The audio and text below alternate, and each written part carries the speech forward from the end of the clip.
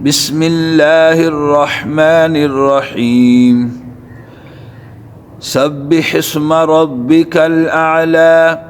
الذي خلق فسوى والذي قدر فهدى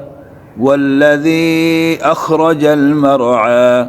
فجعله غثاء أحوى سنقرئك فلا تنسى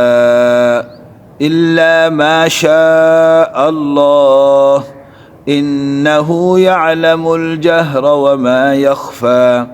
ونيسرك لليسرى فذكر إن نفعت الذكرى سيذكر من يخشى ويتجنبها الأشقى الذي يصلى النار الكبرى